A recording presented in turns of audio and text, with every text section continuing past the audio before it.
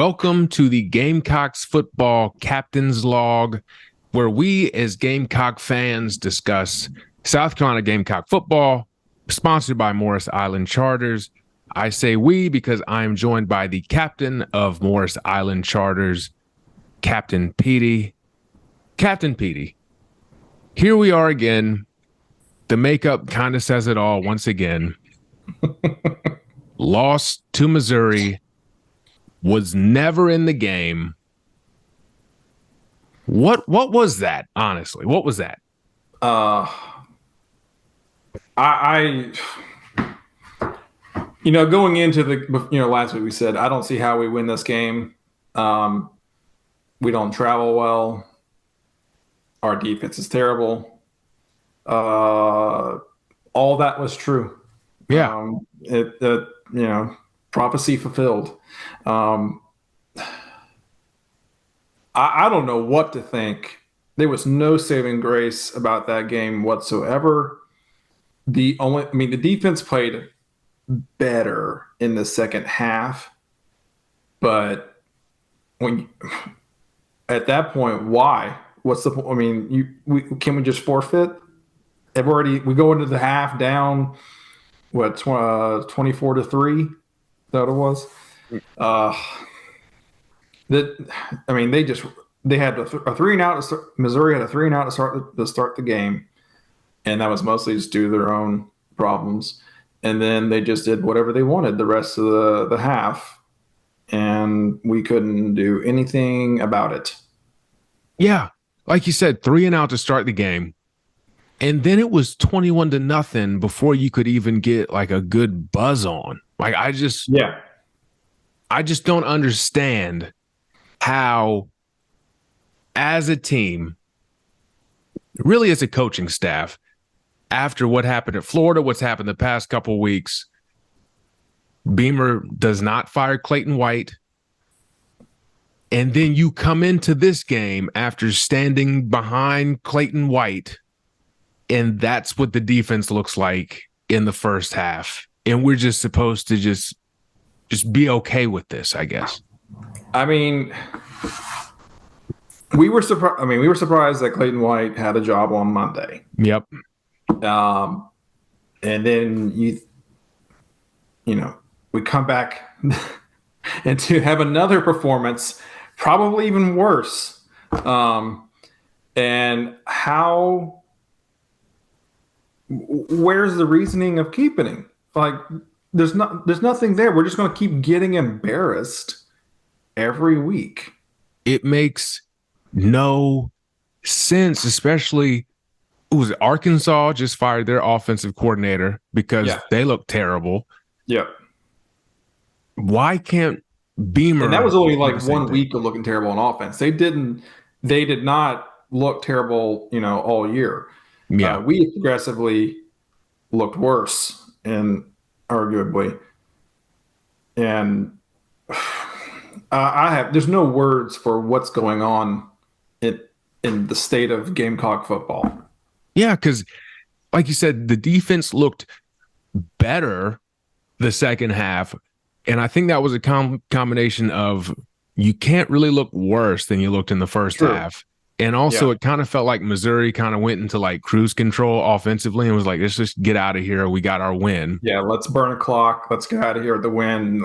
There's no way that they were going to, that there's going to be a comeback here. So let's just get out of this game as quick as possible. Yeah. And that was the other problem. Offensively, we couldn't get anything going. No, we did it. We had four field goals. And there was times where we would get in the end zone and then we just get a sack for like 15 yards and then have to kick a 51-yard field goal. We are bad football team. Yeah. What were your thoughts about going for the field goals? Because there was a certain point there where it's like you clearly aren't going to come back and win if you keep going for field goals, in my mind.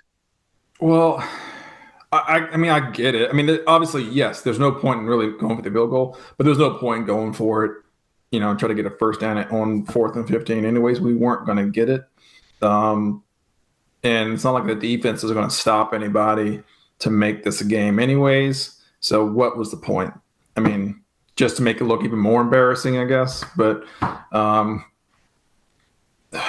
just a humiliating loss. Yeah, and obviously we're not going to fire Beamer this year, and I think that's probably right.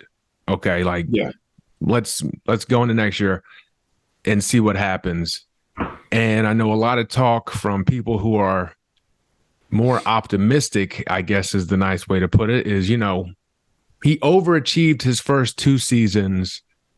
Okay, but even if he hadn't, is this what we're supposed to be okay with as a program his 3rd year in, where we're kind of looking at, can we win 5 games this year? Like, even if he overachieved, I don't think that we should be happy with a 5-win season in year 3, no matter what.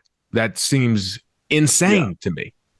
I mean, his first 2 years, we overachieved, but we were finding ways to win football games that even ugly. We won them ugly. Stupid things happen for us to win. We are finding ways to lose them now. There's no consistency on any facet of the game.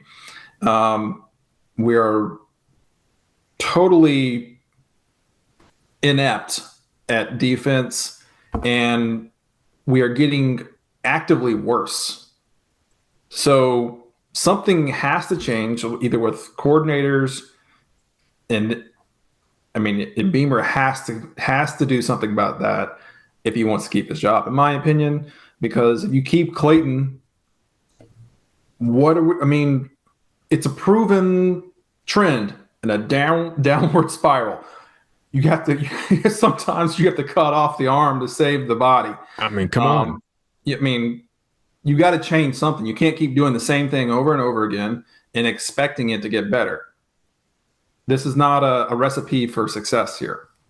No. And he's yet to fire anybody, which I think he's really afraid to do because he doesn't like that part of the job. But guess what? You took the big boy job. You got to do the big boy things and get rid of the people that are dragging us down. I don't know that Clayton is necessarily a problem. It's probably a problem overall, but you got to change something.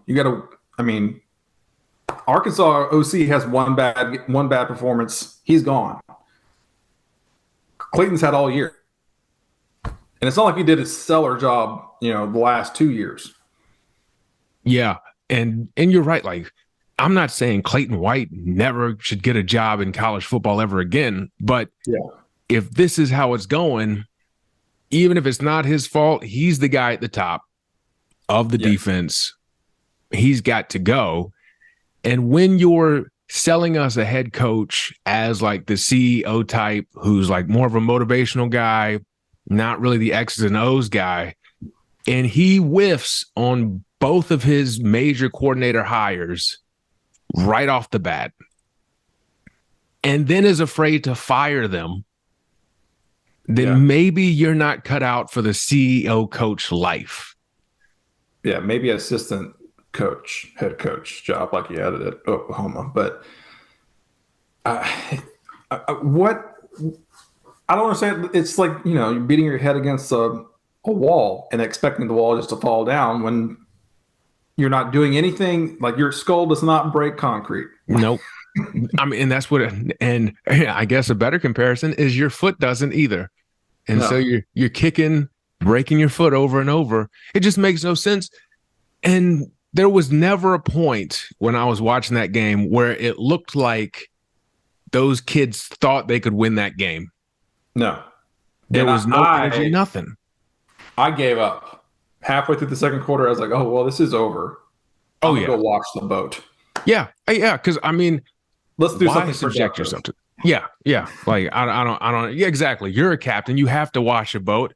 This team's sinking, so you got to abandon ship. Get the women and children on the safety boats and get them to safety. So Throw him a life ring or something, anything. Jeez. Well, I got more good news for you.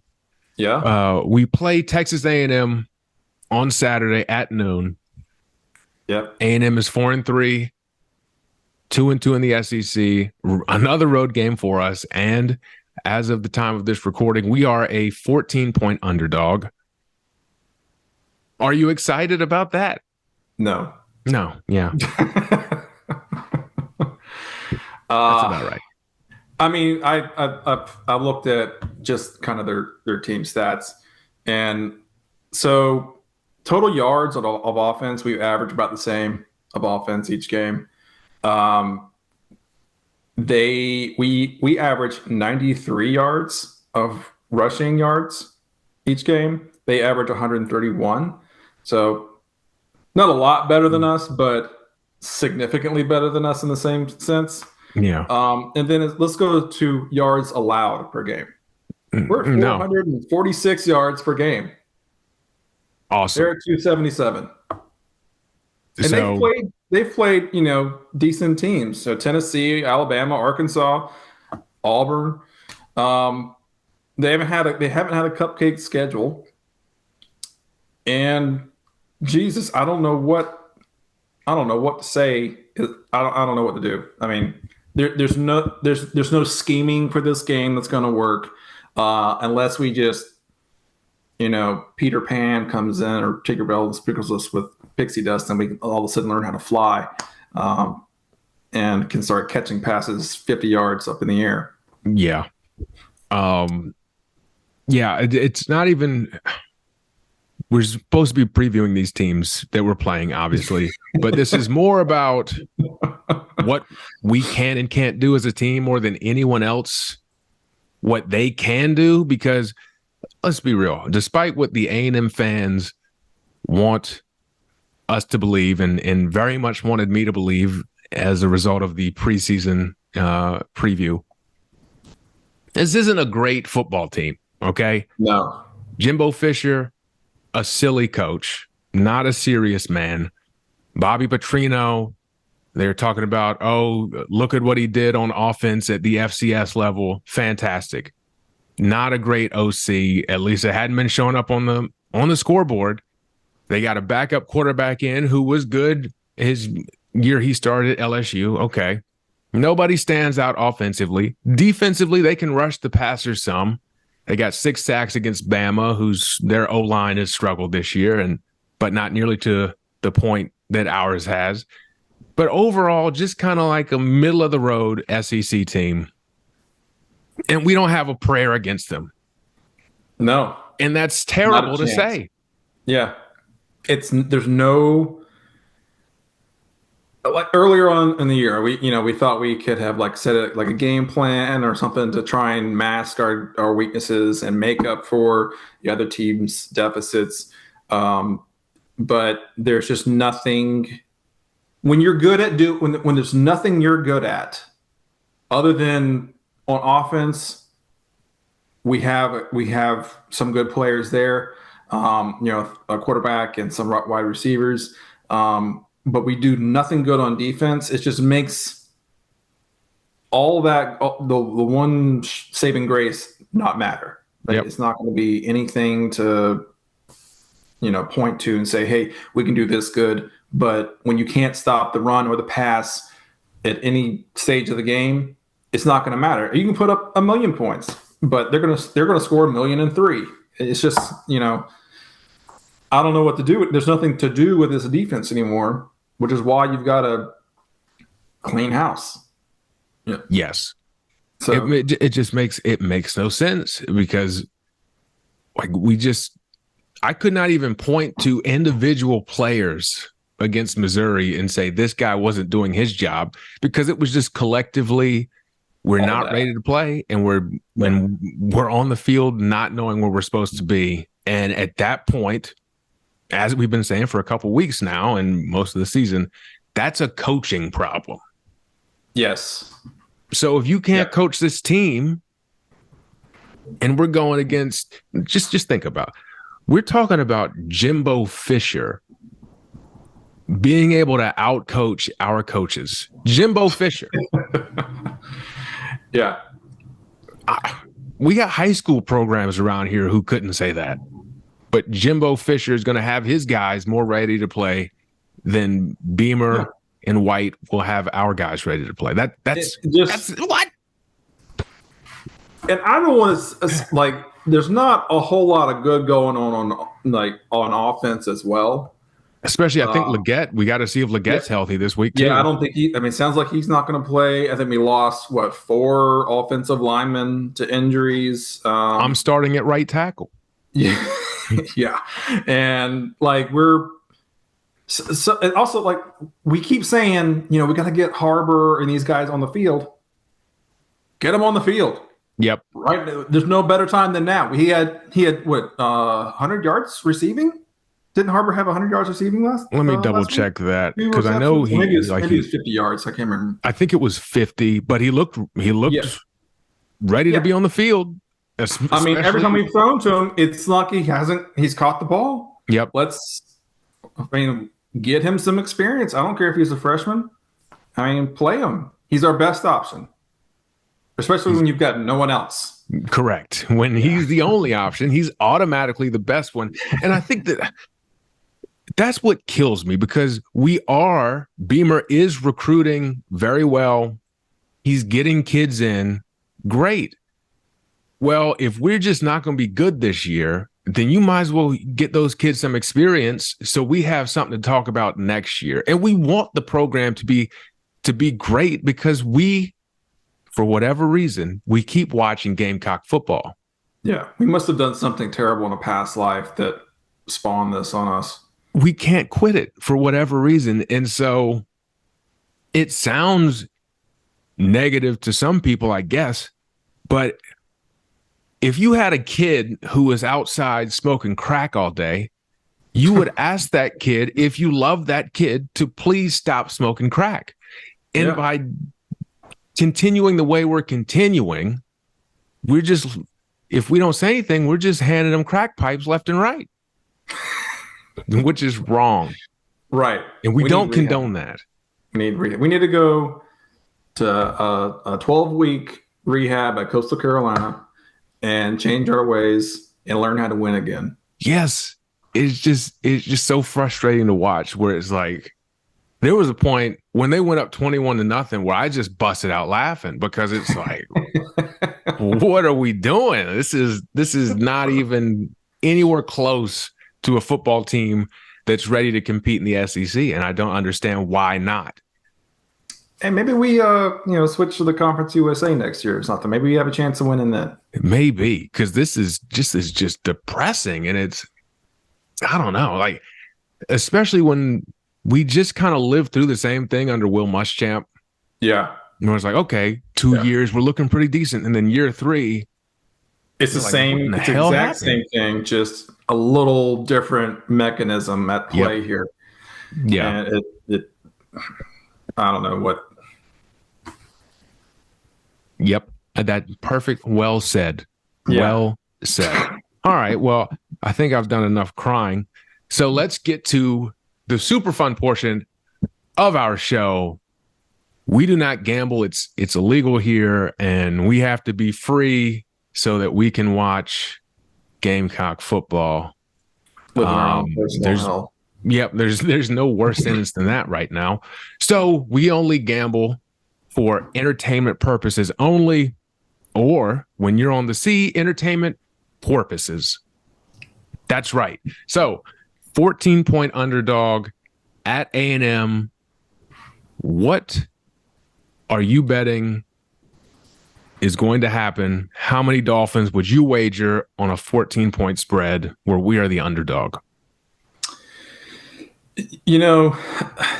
14 points is a lot of points. That's a shit ton of points. It's a lot of points. I don't know that I've seen. I don't know when the last time we had that many points against maybe Tennessee last year. I think it was like 20 something. That sounds right. Yeah. I would have, based on everything I've seen of the season so far, and we're going to Kyle Field. I would say that I would put my entertainment porpoises on the Texas A&M Aggies. As much as it pains me to say. That is very upsetting, but I don't see how you can look at what we did last week, the week before, and the week before that and not do it. I don't know. Especially when we're trending in the wrong direction defensively. I mean, apparently our offense does not travel well. So I can't imagine this being any kind of successful. If you were to replace our current coaching staff for this game with literal dolphins, would that change your mind? It'd be close. You know what? It couldn't be any worse. Can't hurt. Yeah. Like it can't be. So I don't know. So, well, I think that's all I have to say. I probably have to go try not to drink heavily now. But that will do it for this week. We are going to keep, no matter how bad it gets. This is a man who knows how to weather a storm. Yes. He knows how to navigate rough seas. So we're going to keep coming back every week and giving you this analysis and just venting together. So, on behalf of Captain Petey, I'm Brandon, his lovely first mate, and we will catch you next week. Farewell. Ta-ta.